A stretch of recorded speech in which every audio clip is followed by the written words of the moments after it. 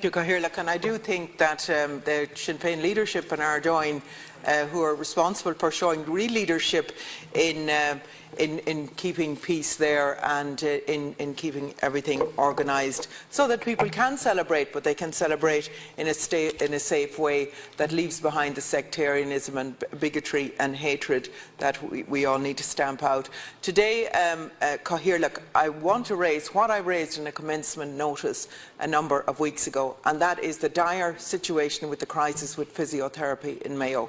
It hasn't improved since that. The situation is still the same.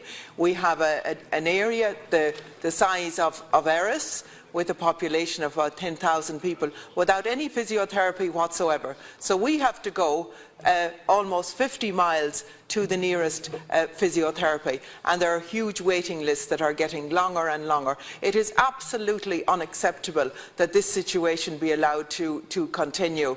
And I know people talk here and they talk about investment in Dublin and it not being a competition between the regions, but I would ask anyone here from an urban area or from Dublin to understand what it's like for people, the most vulnerable people in our society, not to be able to get something as basic as physiotherapy in their own communities. And that ranges right through the life cycle, from elderly people to children, to people who are recovering from injuries and all of that. The damage that has been done physically and indeed mentally to people because they cannot get physiotherapy is absolutely unacceptable. We talk about a rainy day and, should we have a rainy day fund or not? Well, it's a rainy day in Erris when you cannot get a physiotherapist, and it's a rainy day in North Mayo when there isn't even one paediatric physiotherapists supplied by the HSE. They hide behind the cloaks of maternity leave and long-term sick leave. It's unacceptable that you have children with disabilities.